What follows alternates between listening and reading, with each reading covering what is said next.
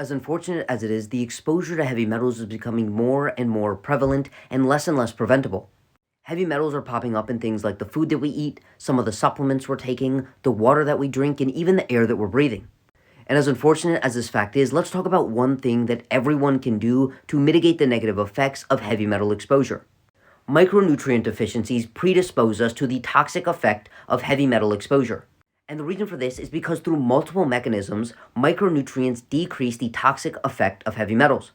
They do this by decreasing the absorption of heavy metals, increasing the excretion of heavy metals, playing pivotal roles in the enzymes that detoxify these molecules, and finally being extremely important to prevent and repair from any damage caused by heavy metals. For example, a deficiency in calcium increases lead absorption, and increases the amount of lead that is used in replacement of calcium for various biological processes.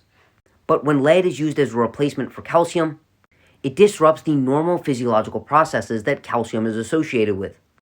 A deficiency in calcium, iron, and zinc increases the absorption of lead and increases its deleterious effects on cognitive and behavioral development.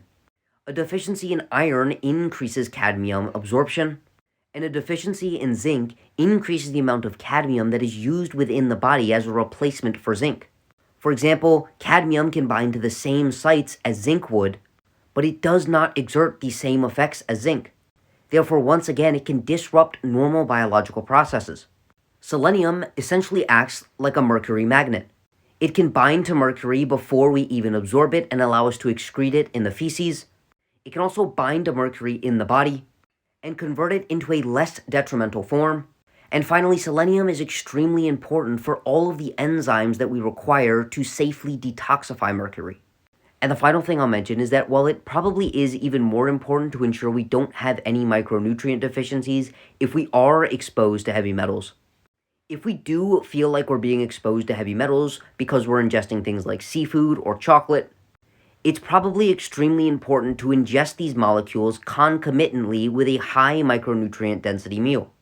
And the reason is because these heavy metals use the same transporters inside the gastrointestinal tract as our micronutrients. The more micronutrients we consume concomitantly with these heavy metals, the more competition they have for absorption and the less we eventually absorb.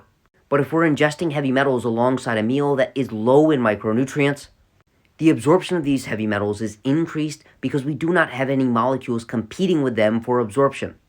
Therefore, if you are consuming a meal that you would presume is a little bit higher in heavy metals, it's likely smart to cover your bases by simultaneously ingesting a high micronutrient density meal. For example, this may be the best time to throw in things like liver, oysters, and maybe 1 or 2 Brazil nuts. So while it's difficult to avoid all heavy metal exposure, ensuring we don't have any micronutrient deficiencies, and ensuring that we are ingesting high amounts of micronutrients at every meal, can help mitigate the negative effects when we are exposed to heavy metals. With that being said, if you would like an individualized approach to your nutrition and lifestyle to optimize your health, energy, and body composition, send me a DM to sign up for coaching.